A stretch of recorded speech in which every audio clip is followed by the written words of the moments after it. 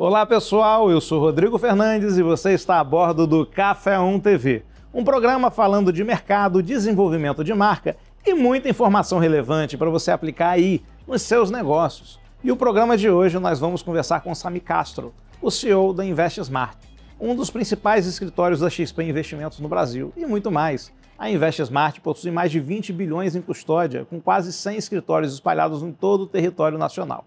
São quase 2.000 assessores de investimento. E nós vamos conversar hoje sobre o futuro do investimento no Brasil, estratégias, gestão de risco, gestão de equipe e muito mais. Mas antes, vamos com o Matheus Terra, o nosso analista de investimentos, para saber como que está o panorama do mercado hoje. O mercado financeiro é um dos maiores mercados do Brasil, um dos que mais crescem. Hoje são 8 trilhões de reais de recurso em todo o sistema financeiro. Desses, 86% ainda estão concentrados nos 5 principais bancos no Brasil. A XP vem liderando esse movimento de desbancarização com assessoria financeira especializada. E dentro da XP, a InvestSmart vem liderando esse movimento. A InvestSmart com mais de 20 bilhões de reais em custódia, como o Rodrigo falou, e com mais de 1.000 assessores, quase 100 escritórios no Brasil todo. E a gente vai conversar mais com Samir Castro, CEO da InvestSmart e BSmart.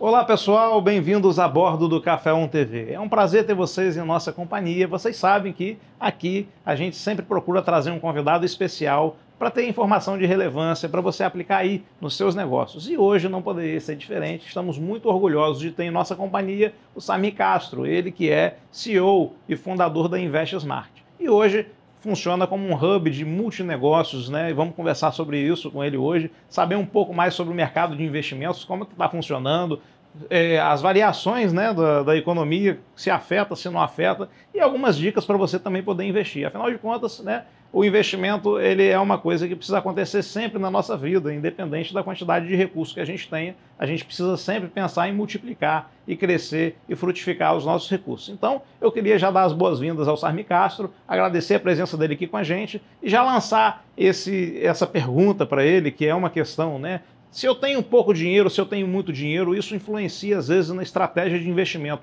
Mas o investimento é para todo mundo? Será que mesmo quem tem menos pode investir, deve investir? Eu vou deixar com você essa primeira pergunta. Obrigado por você estar aqui com a gente hoje, Samir Castro. Rodrigo, muito obrigado. Matheus, obrigado. É uma pergunta que a gente recebe ela todos os dias, né? Tem um dado no Brasil que é impressionante, que é o seguinte: depois de 40 anos de trabalho, imagina, você trabalhar 40 anos de trabalho, só 5% das pessoas chegam na aposentadoria independente financeiramente. Né? O que significa independência financeiramente? Que você tem um patrimônio, que aquele patrimônio pague seus custos para você ter uma vida digna quando você estiver aposentado. Então é muito pouco, né? Porque as pessoas elas não poupam ao longo dos anos, né? Isso é muito ruim. As pessoas têm na cabeça dela que é o seguinte: eu vou poupar dinheiro quando sobrar. Não, não é assim.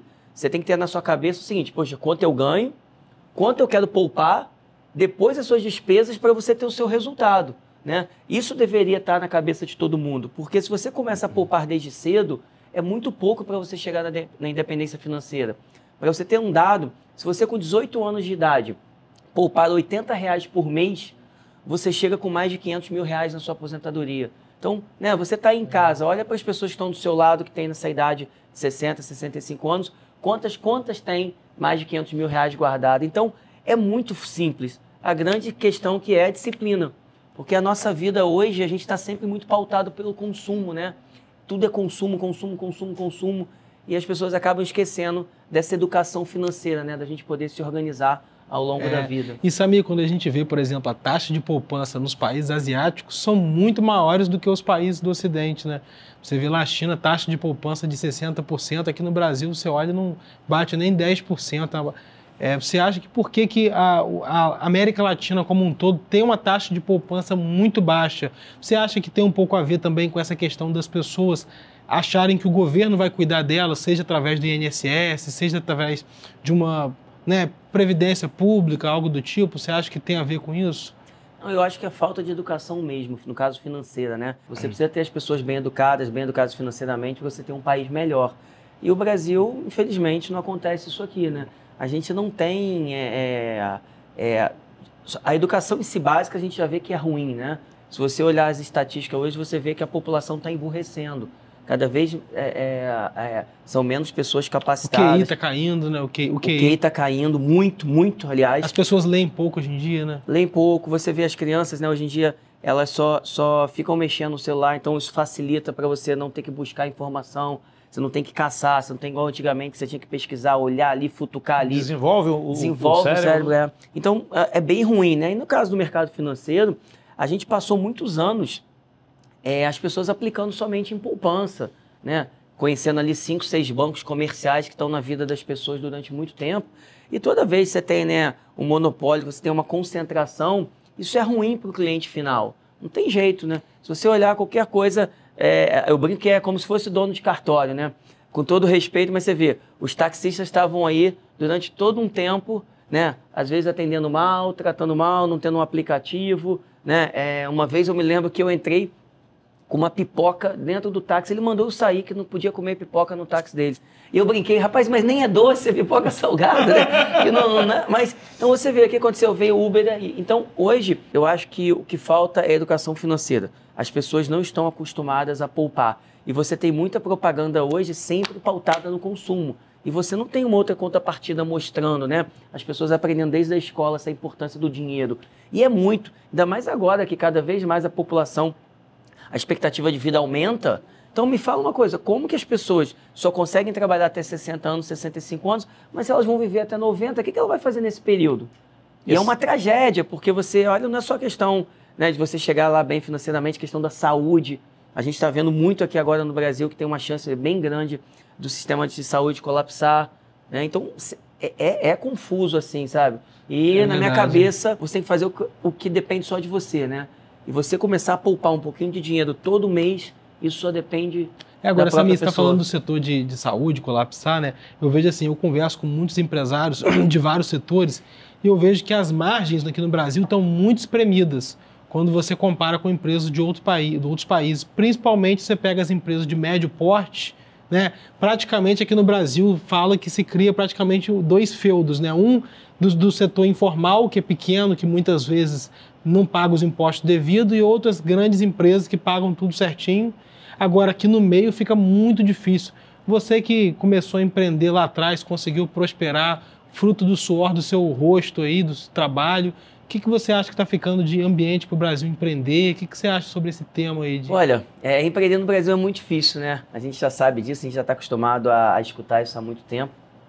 É uma pena, porque eu acho que a gente é um povo bem criativo, mas as coisas cada vez ficam mais difíceis. Mas também, eu acho que sempre aquele negócio, né? Que essa frase é meio famosa, né? Onde tem gente chorando, tem gente vendendo lenço, né? Onde tem um problema, tem alguém com a solução. Exatamente. Eu sempre me pautei na minha cabeça, desde que eu comecei a empreender, a montar, né? Eu pedi demissão, trabalhei 6 anos no Citibank, 2 anos no HSBC. Eu era o maior salário do HSBC Brasil, eu pedi demissão para abrir o escritório. Então, você fez o HSBC chorar, então, porque você saiu de lá, eles perderam o melhor, pelo menos um funcionário mais produtivo, né? Eu fui o primeiro CFP, que é uma certificação famosa no mercado financeiro do HSBC Brasil. Eu era uma pessoa bem dedicada, estava em primeiro lugar, pedi demissão para poder abrir a empresa. E desde o início, eu sempre pensei assim, eu não posso jogar a minha responsabilidade na mão de ninguém, seja do governo ou seja de um único fornecedor, como no caso da XP. Então, eu pedi demissão, abri o escritório. Então, o que na minha cabeça eu acho que a gente não pode dar desculpa se você está produzindo bem ou não, porque é uma questão do governo, por uma questão que o Brasil é difícil. Tem um monte de gente dando certo, né? Então, eu sempre falo para as pessoas o seguinte, você tem que ter sua meta, né? Você tem que ter seu objetivo muito claro, você tem que saber mensurar se você está atingindo ou não o seu objetivo, e todo dia você tem que fazer uma coisa nova para que você chegue no seu objetivo. Então, acho que se você juntar essas 3 coisas, se você tiver disciplina, muito difícil você dar errado na vida. Porque você vai saber... Desculpa, Rodrigo, a grande questão é que é o seguinte, o brasileiro, infelizmente, quando alguma coisa dá errado com ele sempre arruma um culpado. E quando você faz essa metodologia que eu uso, que é você ter sua meta, você aprender a mensurar se você está chegando e todo dia você construir alguma coisa nova para você alcançar a meta, se você chegar no final do período que você quis e você não atingiu, você sabe que o único culpado é você.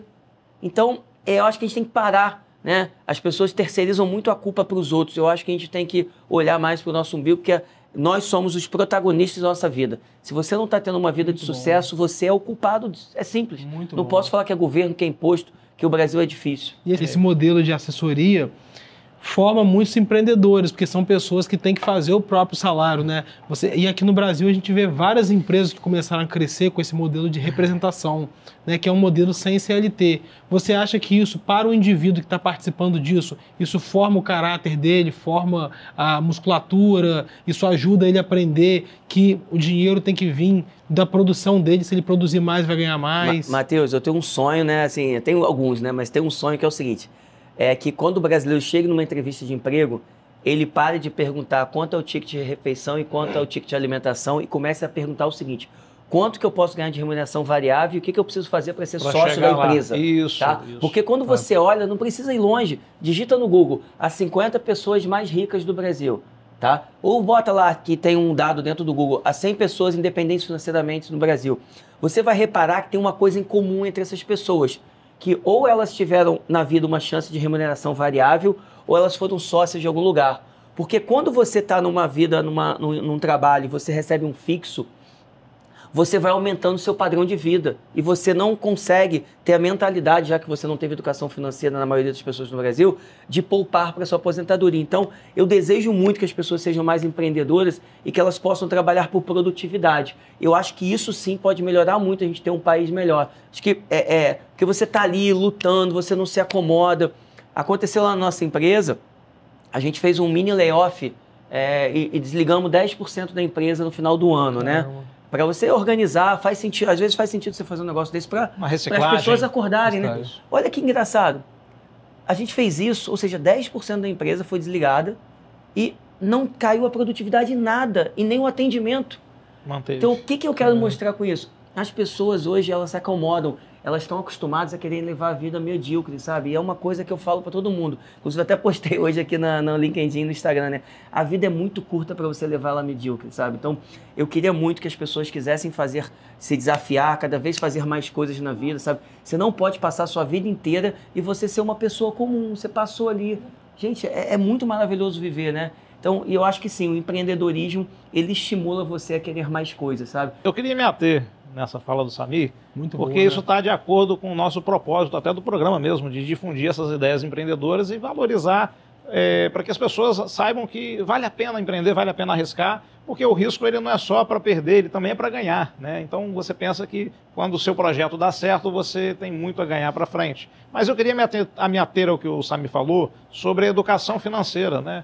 Porque não só a educação financeira no Brasil é importante, mas de repente até a alfabetização financeira, porque a educação é para todos, mas a alfabetização começa desde criança, né? Eu imagino que você que tem filhas pode também, já iniciou a educação financeira delas há muito tempo, né? Eu, lá, desde que meu filho nasceu, a gente comprou um cofrinho para ele, vamos lá, vamos poupar aqui, vamos dar uma moedinha, as primeiras lições que você precisa ter. Eu queria que você me falasse como que você acha que poderia se dar essa educação financeira no Brasil, se a gente trouxesse as crianças como protagonistas dessa educação para formar, de repente, no mínimo, adultos mais conscientes. Claro. Tem um dado, pra você ter ideia, as pessoas são tão bitoladas em relação a questões financeiras que se vocês estiverem, às vezes, num ambiente mais informal, vocês façam essa pergunta rápida, vocês vão tomar um susto. Você chegar para uma pessoa e falar o seguinte, rápido, me responde, o que você prefere, 1% de 100 mil reais ou 90% de R$1.000? Cara, muita gente prefere 90% de R$1.000, que é 900, né? Ou seja, que é menos que 1% de 100 mil. Então, assim, as pessoas, elas são meio bitoladas mesmo, tá? E eu acho que o segredo é esse, a gente começar a educar desde novinho. Com a minha filha, a primeira experiência que eu fiz com ela foi o seguinte, quando ela completou 10 anos, eu dei um cartão de crédito para ela, com limite, né, de X reais lá, e falei o seguinte, ó, você pode gastar isso por mês. Tudo que você não gastar, eu te dou em dobro no final do ano. Caramba! Então, assim, o que isso está estimulando nela, né? Pô, peraí, tudo bem, eu tenho aqui, eu já tenho que poupar porque eu vou ganhar dinheiro. Ela já fala, pô, ganhar dinheiro para minha festa de 15 anos. Ela tá desde os 10 anos lá já pensando nisso, entendeu? Então, você criou a mentalidade de ela não gastar tudo com consumo, de não né? gastar tudo com consumo. As pessoas têm que ter isso na primeira linha, quase igual você sabe o valor do seu salário. ou o valor da sua renda, ou o valor que você ganha por mês, você tem que ir lá, desde a primeira linha, você já ter essa mentalidade seguinte, disso eu tenho que guardar isso. Esse é o segredo. Eu acho que sim, tá, Rodrigo? Se a gente começa a ter nas escolas essa parte de educação financeira, de mercado de capitais, eu acho que isso pode ajudar muito, sim. Excelente saber disso, ouvir de você, porque você é um formador de opinião, mais que um formador de opinião também, né, Matheus? Um formador de equipe. Isso. Afinal de contas, você está à frente de uma equipe que hoje são, só de assessores de investimento, são quase 2.000 assessores, né? É, perfeito. Hoje, o mercado inteiro, né, no Brasil, você tem 23 mil assessores de investimentos, ou seja, o assessor de investimento é aquele braço direito da vida financeira do cliente, né, que ajuda ele a investir, a organizar a vida dele, né?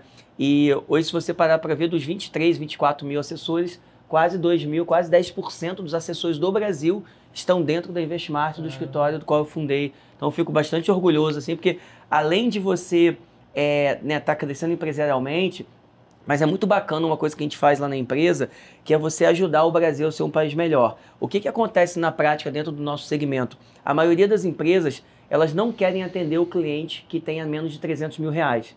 Porque o cliente que tem menos de 300 mil reais, ele financeiramente, ele não paga a hora do assessor. Entendi. E aí o que a gente fez para a gente poder ajudar o Brasil? A gente forma jovens de 18 a 24 anos, que esses jovens, eles hoje não precisam tanto da receita, né, da renda, eles estão muito mais focados no conhecimento, para eles atenderem as pessoas que recebem, que às vezes querem poupar R$1.000, R$100, R$10.000. Então, é uma coisa muito bacana. Você une você treina o jovem para ele, poder, né, ser um profissional melhor, já começar a entender de mercado financeiro, por mais que depois ele vá para outra carreira, para atender as pessoas que não querem ser atendidas e que têm um mau atendimento, tanto nos bancos como no mercado de assessoria. Então foi uma coisa muito bacana que a gente fez para tentar ajudar o Brasil a ser um país... Isso é fantástico, porque o Brasil não tem muito a cultura do investimento, né? Matheus citou isso agora na abertura. E se você parar para ver, vamos pensar o seguinte, né? A gente entende que dentro do mercado de assessoria, né, dos lugares fora dos grandes bancos comerciais que todos nós conhecemos, os 5 lá, os 6, né, mais ou menos, a gente entende que você consegue montar uma carteira de investimento para o cliente fora desses lugares, tá? Em várias plataformas que hoje são conhecidas aí, como a da XP, como do BTG, por exemplo. E olha que interessante, quando você vai no site da Ambima, tá, que é uma entidade no mercado financeiro, quando você olha a penetração de clientes acima de 5 milhões, clientes de 100 mil a 5 milhões e abaixo de 100 mil, olha que interessante.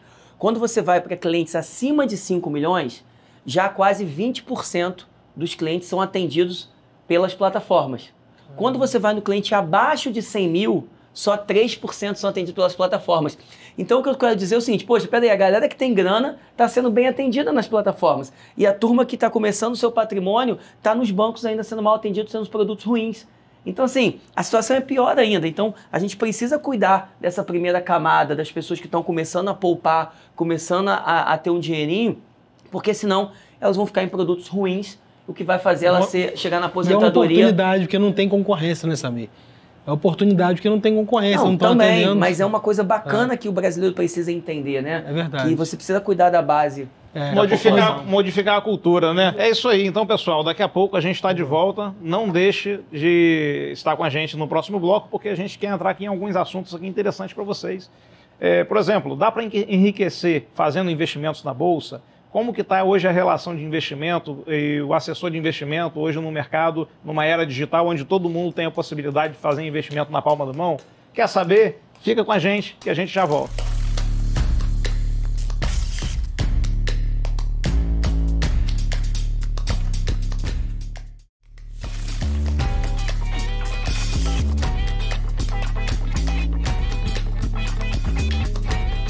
Agora eu quero dar um recado que serve tanto para pessoa física quanto para pessoa jurídica.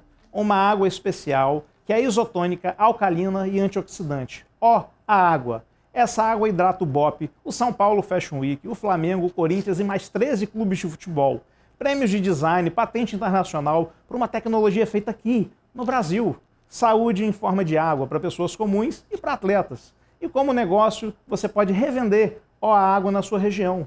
Compre agora pelo site e faça um teste. Use o cupom CAFÉ120 para receber 20% de desconto e acesse agora o nosso QR Code e descubra a reinvenção da água.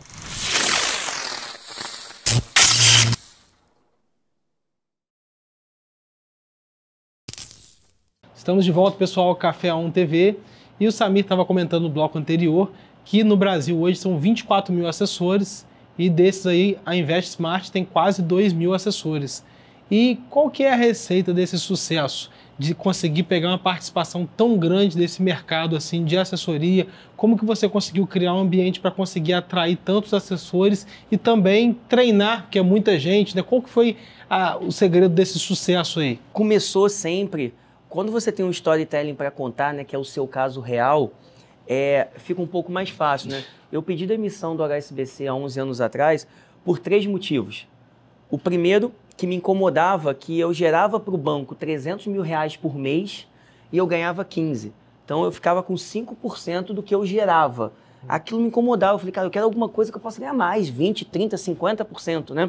A segunda coisa que me incomodava que era o seguinte, no banco você tinha que todo dia vender um produto.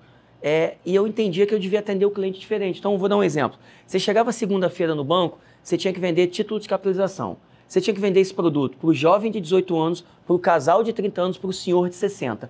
Na terça-feira você voltava, hoje é o dia do seguro de vida. Você tem que vender seguro de vida para o jovem de 18 anos, para o casal de 30 e para o senhor de 60 anos. E eu queria fazer o contrário. Eu quero entrevistar o cliente e eu escolher o que eu posso fazer. Então, esse conflito de interesse que tinha, eu também queria sair disso. E a terceira coisa, que eu vi o seguinte, poxa, eu com 30 anos conseguia trabalhar 13, 14, 15 horas por dia. Será que com 55 anos eu vou conseguir fazer essa mesma rotina? Provavelmente não. E é a hora que os bancos, não só os bancos, mandam as pessoas embora. Que é a hora que ela começa o declínio do ciclo dela. Porque na vida tudo é um ciclo, né? Então, você começa lá trabalhando com 20 anos, 25, aí você vai tendo sua maturidade no 30, 40, 50, e depois você entra em declínio. Então, eu queria um trabalho do qual eu nunca pudesse ser demitido na vida. Então, assim, eu tenho um orgulho disso. Eu nunca fui desligado na vida, nunca fui demitido na vida. E aí eu comecei a fazer palestras mostrando para as pessoas o seguinte, fazendo a seguinte pergunta, você se vê trabalhando daqui a 5 anos aonde você está? E eu vi que as pessoas não. E eu comecei a mostrar para elas o seguinte, olha, eu acho que você tem que buscar um lugar que você dependa só de você, que você possa ter uma remuneração variável, que você possa trabalhar até 60, 70 anos, porque você vai viver até isso.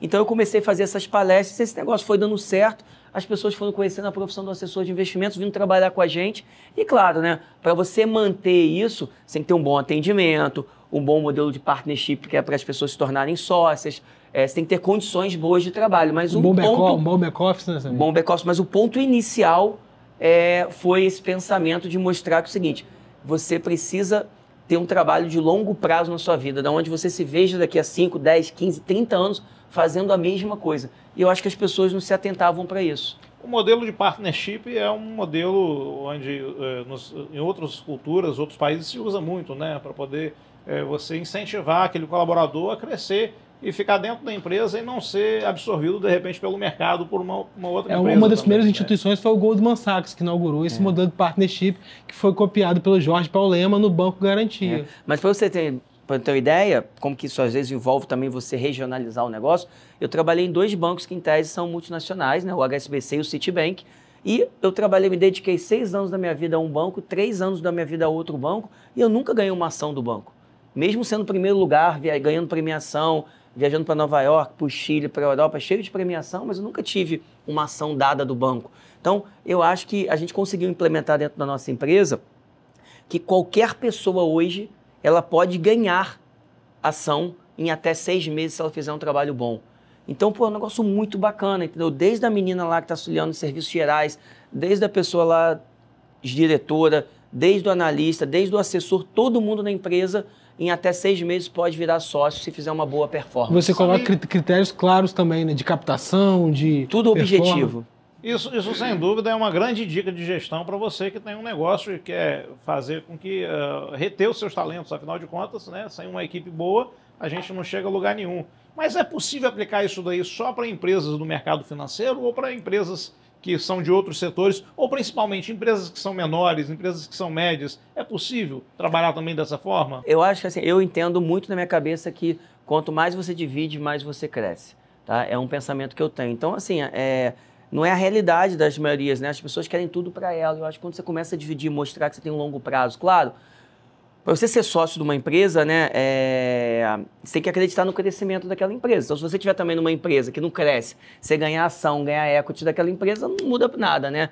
Então, acho que o segredo também, uma outra metodologia que eu uso na minha cabeça, você tem que estar sempre crescendo. Amanhã precisa ser maior que hoje maior que ontem, porque toda vez que você está crescendo, você não é engolido pelas coisas que acontecem no seu dia a dia. Então, crescer, você não pode parar de crescer. Não pode. Todo dia você tem que crescer um pouquinho. Um dos grandes desafios é você, na conversa com sócios, você saber quem que merece ter uma participação maior, participação menor. Quando você fala em assessor de investimento, é mais fácil porque tem a captação dele ali mensal. Mas quando você está falando da diretoria, de cargos que não dá para mensurar facilmente, muitos empresários que implementaram esse modelo falam de um grande desafio de você conseguir mensurar isso e você conseguir passar o feedback de forma clara. Muitas vezes tem que ser duro e muitas vezes a pessoa que recebe aquele feedback, principalmente se tiver que reduzir a participação ou não aumentar, ele fica chateado. Como lidar com isso? Já aconteceu muitas vezes na sua empresa? Claro que tudo na vida é um aprendizado, maturidade, né? Hoje eu falo, poxa, a empresa tem 11 anos, a gente está bem profissional, tudo muito organizado, né?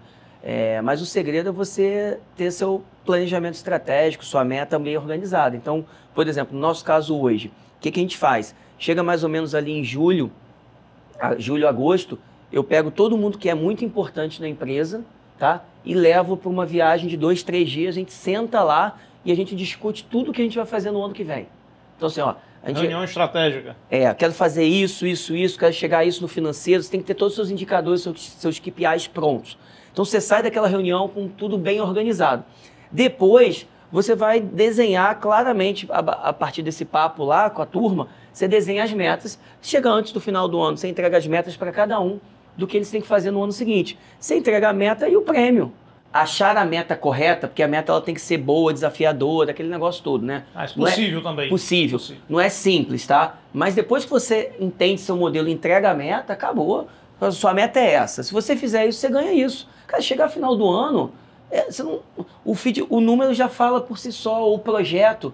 Então, às vezes... O número não mente, né? Não, mas e o projeto... E a parte qualitativa, então, de saber se a pessoa está agregando para um ambiente de negócio melhor, como que avalia isso? No nosso caso, o que eu coloquei dentro do nosso planejamento estratégico? O CEO, no caso, eu sou o fundador e o CEO da empresa, eu posso interferir nas questões coletivas. E a gente pontuou dentro do nosso material, entendeu? Então, pensar na empresa, pensar em margem. Porque se você tem, por exemplo, um diretor que ele só pensa em crescer, mas ele não está olhando margem, ele pode estar crescendo e dando prejuízo para a empresa. Então, assim, é tudo um aprendizado. Vai chegar num certo momento nosso que as metas já vão estar todas completas, sabe? Eu acho que é tudo uma maturidade. O que você tem que ter na cabeça eu tenho que evoluir como empresa, como pessoa, né? Então, isso é importante. E uma coisa que eu dou de dica para os empreendedores é que não é o que você fez até hoje, que se você continuar fazendo, você vai continuar crescendo. Você tem que saber, nas suas fases... no mercado. Nas suas fases, tanto empresarial de vida, você saber fazer seu próprio turnaround para você ser diferente e saber trabalhar como a sua empresa está naquele momento, entendeu? Se eu tivesse fazendo a mesma coisa de quando eu comecei a empresa 11 anos atrás, com certeza... a Investmart não estaria desse tamanho. Teve que passar por várias etapas, várias ondas, né, de mudança. Mas sabe, o empreendedor, todo mundo fala que ele é otimista por natureza. Agora, no Brasil, principalmente com esses juros altos aí, muitas pessoas que pegam parte do recurso, né, como você pegou lá atrás, se arrisca ou então expande o negócio, enfrentam um ambiente muito desafiador com a concorrência com o CDI, principalmente se tiver que pegar um recurso no banco, um financiamento. Como dosar essa questão de você ser otimista, tomar risco para crescer, mas ao mesmo tempo você saber que você vive num ambiente super desafiador, que amanhã ou depois o dólar pode disparar, o país pode bagunçar, porque nós somos um país emergente. Como lidar com esse equilíbrio aí? Matheus, a parte do custo de capital, isso não dá para a gente negar que realmente no Brasil é caro, né, para você empreender, né? Não só isso, você vai, por exemplo, para uma bolsa brasileira, né, sei lá, 350 empresas. Para você estar na bolsa, você tem que faturar mais de 1 bilhão, assim. Tudo no Brasil é muito difícil, tá? Mas eu não gosto de usar isso como desculpa de nada. E o empreendedor não adianta, né? Ele é meio maluco, né? Você tá empreendendo ali, tomar... Ainda mais aqui no Rio de Janeiro, né, Brasil? Aqui ainda tem suas complicações, né? Peculiaridades, é verdade. No meu caso em si, né, eu tomei um risco lá atrás, peguei dinheiro emprestado, acabou que deu certo. Mas realmente o custo de capital é uma coisa, mas é uma coisa que você não tem muito o que fazer, né? Eu queria me ater a um ponto aí, que é a questão da sua visão, porque você saiu de um banco que você tinha uma estabilidade, você tinha uma carteira de clientes, você tinha uma relevância dentro do banco, você era o número 1 no Brasil, e você resolveu se arriscar, empreender, tomar risco com dinheiro de terceiro, mas você teve uma visão de onde você poderia chegar. E eu queria que você me dissesse o seguinte: tem muita gente empreendendo hoje no Brasil, mas é difícil você ver um empreendedor com visão de onde ele pode chegar. Primeiro porque ele nunca esteve lá, então não sabe o caminho a percorrer. Então, quando você foi montar a InvestSmart, você já tinha noção do tamanho que você poderia chegar? Você já esperava por isso? É possível você ser pequeno, mas já pensar grande? Não tem como. Eu acho muito difícil. No início, né, principalmente pensando há 11 anos atrás, que você não tinha muita tecnologia para pensar em escalar, né? Porque hoje, sei lá, você pensa que... Questões digitais, né? É muito mais... Não é fácil, mas você está acostumado à inteligência artificial, um negócio que você às vezes consegue fazer um negócio aqui, o negócio explodir no mundo inteiro, uma jabuticaba brasileira ali brincando, né? Antigamente era um pouquinho mais complicado isso. Então, é difícil. Se falasse para você que, poxa, eu imaginava que eu ia chegar desse tamanho há 11 anos atrás quando eu pedi demissão, não. Mas eu tinha um desejo de empreender, eu tinha um desejo de ter um projeto de longo prazo na vida, tá? Então, acho que esse é o pensamento. Eu tenho que ter muito bem definido o que eu quero fazer de longo prazo.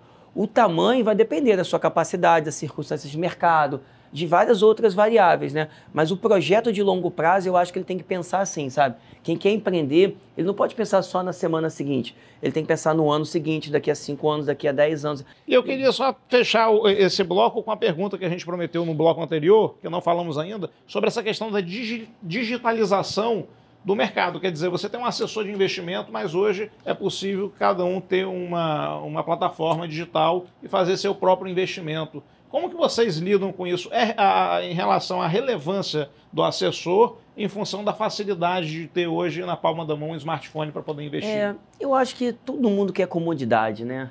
Então, assim, é difícil. E eu acho pelo contrário, né? Cada vez mais vai piorar, porque os adolescentes, as crianças de hoje já estão aprendendo a ser cômodas, né? Porque essa questão tudo está na palma da mão. Então, eu acho que assim, a parte financeira é um negócio que é muito importante. As pessoas não gostam de terceirizar, elas não gostam, às vezes, de fazer sozinhas, sabe? E eu acho que a gente tem um mato alto muito grande, né? 86% da população investidora ainda estão nos grandes bancos.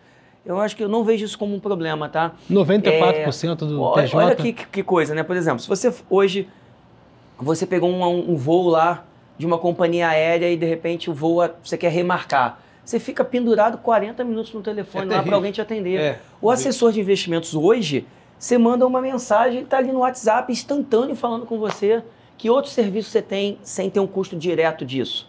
Assim, né? Me fala, você vai marcar com o médico, você vai ter que marcar na agenda para esse cara te atender daqui a 30 dias, e às vezes você chega lá, ele atrasa o compromisso com você, o advogado, mesma coisa. Assim, o assessor não. Como é uma profissão que está começando, vai ser diferente. Nos Estados Unidos hoje, se você olhar o profissional, que lá chama de RIA, que é o profissional que cobra do cliente, que o cliente paga para ele direto, tá?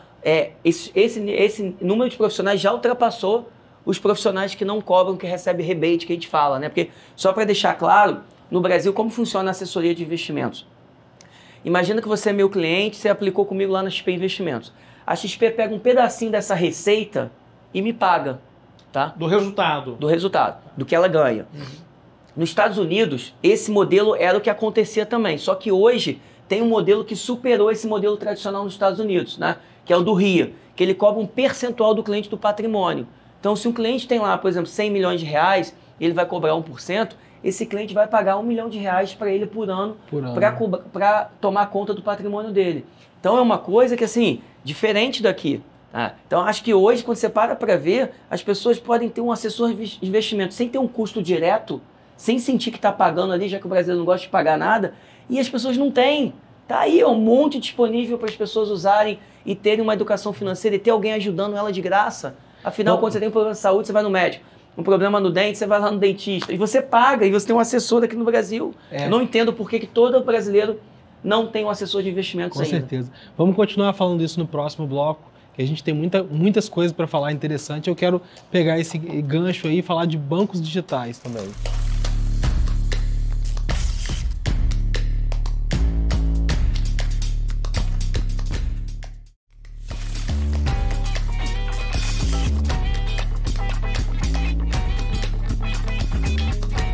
Estamos de volta ao Café On TV.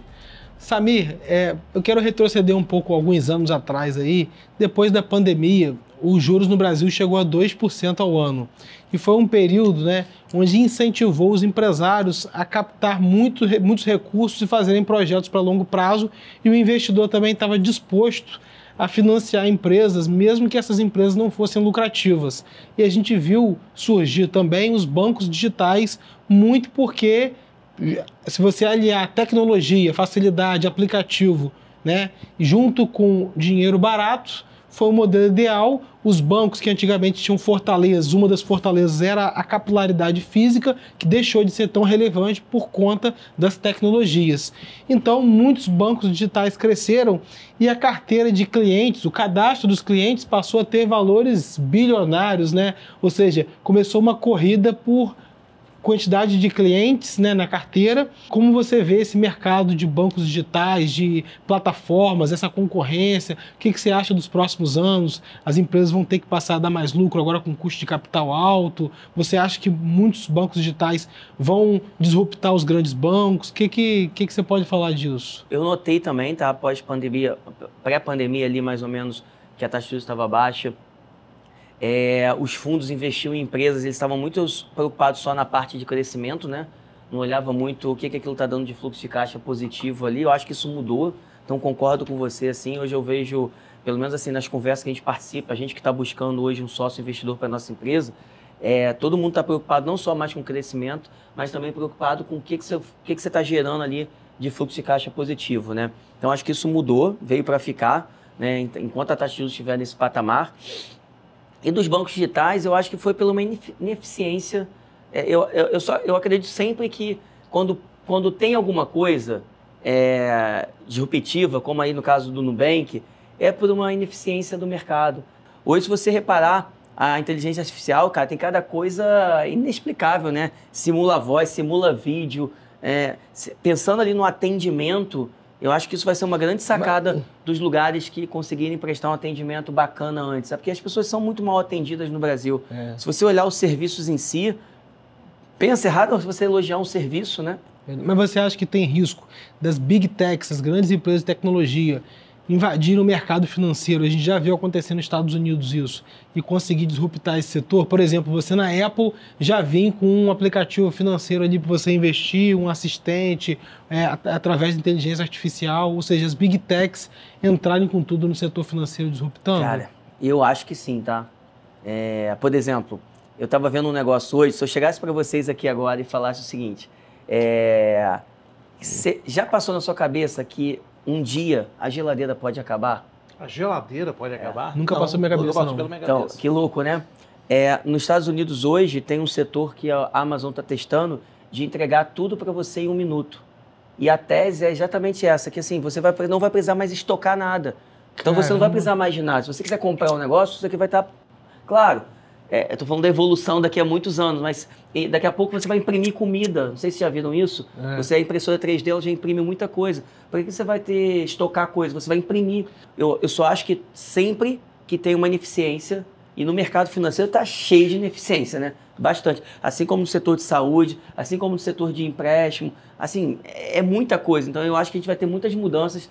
Talvez, né, as pessoas que estejam hoje com 30, 40, 50 anos para cima, nós vamos ser as últimas pessoas que vai saber como o mundo era antigo, sabe? Na minha cabeça, daqui a 10, 15 anos a gente vai ver tanta coisa diferente que você não vai imaginar. Mas você não ficou só na InvestSmart, né? Você criou um ecossistema ali de outros negócios, todos vinculados, né? E hoje a InvestSmart ela é um hub de outros negócios também, né? A gente vinha conversando que vocês estão trabalhando com crédito, seguros. Pode dar um panorama para a gente do grupo hoje que você opera, como é que Claro.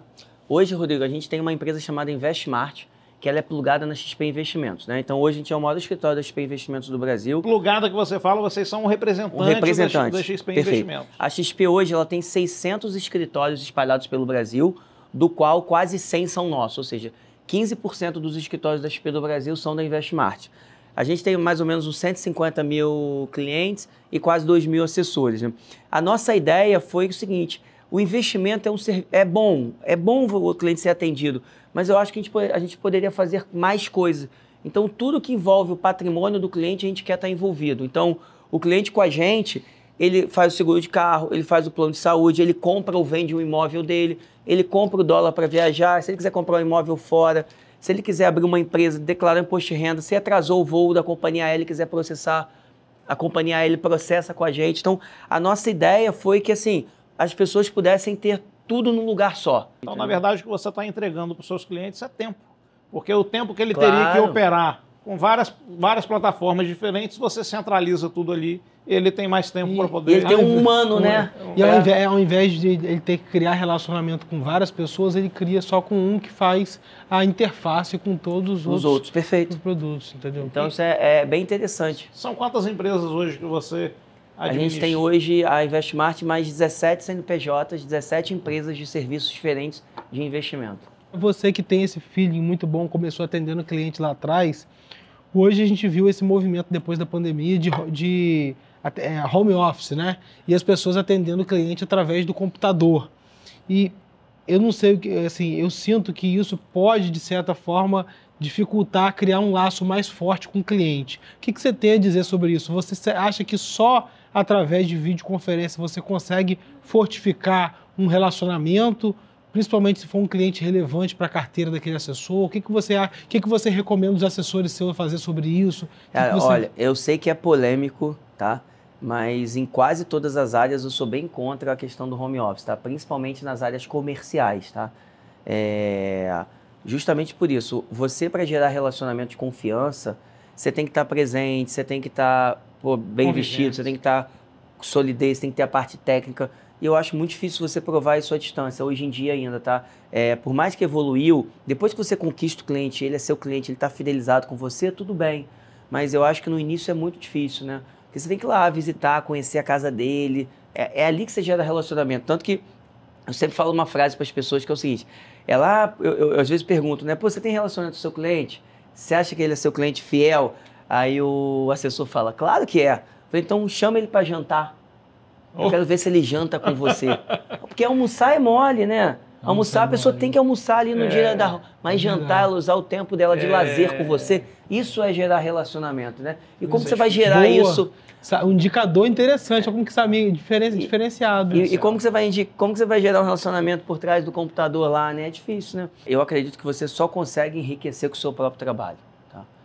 Eu acho que o mercado financeiro, na parte de investimento, você tem que tentar ter uma garantia que você está tendo uma rentabilidade acima da inflação real, você está guardando dinheiro, que o seu dinheiro está se valorizando. Mas ficar rico, ficar independente financeiro, ganhar muito dinheiro, eu só vi com o esforço próprio do seu trabalho, sabe? Isso é interessantíssimo, pessoal. Ou seja, o melhor investimento é o cara investir nele mesmo também. Se ele tiver a empresa dele, o negócio dele. Ele crescer profissionalmente. Se o cara é um médico, vai comprar um equipamento, por exemplo, um excelente investimento, um equipamento para a clínica dele, não é isso? O que você tem que garantir é que, assim, do dinheiro líquido que você tenha, que ele esteja bem investido. Mas que aquilo vai mudar pra caramba o seu padrão de vida, eu acho que não. O que pode é, claro, na aposentadoria, quando você parar de trabalhar, você ter aquela reserva para aquilo se manter ali para você durante até o seu Papai do Céu te chamar, né? Mas a parte ali de ficar rico, eu não acredito, eu vou botar aqui em Bitcoin, eu vou botar aqui na bolsa, eu vou botar aqui no swing trade. Você escuta as pessoas só contando a vantagem, ninguém depois conta a derrota, né? Tá? No Brasil hoje tem 400 pirâmides funcionando ao mesmo tempo. Não existe dinheiro fácil, gente, não existe. Primeira coisa, se você tiver que investir dinheiro com alguém, você tem que perguntar se essa pessoa é regulada no Banco Central ou na CVM. Se ela não for regulada no Banco Central ou na CVM, você não tem que fazer nenhum tipo de investimento com ela. Porque aí você pelo menos está garantido que se ela fizer alguma sacanagem com você, a carreira dela profissionalmente vai acabar depois. Então fica um recado para você aí que está assistindo esses coaches, esses gurus de investimento, que são gurus de investimento da internet, né? Hoje em dia todo mundo aparenta com um carrão atrás e fala assim, olha, vem investir comigo, você vai enriquecer do dia para a noite. Isso não existe, definitivamente, não. Né? Eu, pelo menos, nunca vi. O programa hoje foi excelente, hein, Rodrigo, Samir? Estamos chegando ao final. Top. Ficou algum tema aberto porque a gente ainda não tratou? Tem alguma coisa que você quer falar agora no final? Uma mensagem final para o nosso espectador? Eu tenho 3 frases que pautam minha vida bem, assim, né? Que essa, né? A primeira que, assim, amanhã tem que ser maior que hoje e hoje maior que ontem, né? Você tem que estar sempre crescendo na sua vida profissional. Então, tem vários exemplos, né? Você está lá, pô, Samir, mas eu sou CLTista, estou numa empresa pequena. Cara, vai procurar outro lugar para você trabalhar. Chega antes do seu chefe, sai depois dele para ele ver que você está querendo um negócio extra para que ele possa te dar um aumento. A outra coisa, não espere o futuro para construir o presente. É uma frase que ela pode parecer estranha, mas assim, o tempo não volta, sabe? As pessoas, elas não plantam na vida, ela faz o contrário. Ela fala assim, e se eu tivesse feito aquilo, só que o tempo não volta. Ela tem que pensar o contrário. Ela tem que estar plantando muito aqui agora para ela construir o futuro dela, né? E a terceira é pense grande, seja grande. Você tem que sonhar grande, você tem que pensar grande, sabe? Se você pensar pequeno e você não atingir o seu resultado, você vai ser uma pessoa medíocre. Se você pensar grande e não atingir o seu resultado, pelo menos você vai ser uma pessoa boa, entendeu? Então essas 3 frases, elas norteiam muito a minha vida, assim. Olha, a gente está saindo desse programa aqui com a sensação de que faltava mais 3 programas para a gente falar tudo que a gente tinha para poder falar. Mas já fica aí o convite para o Samir voltar aqui outras vezes. Sempre que precisar, estamos às ordens. E muito obrigado, Rodrigo, Matheus, pelo convite, tá bom? Não, o prazer foi nosso. Grande prazer, E a Samir. gente assim se despede de vocês, da nossa audiência. Estejam sempre com a gente, acompanhando cada semana um episódio novo aqui e nas nossas redes sociais.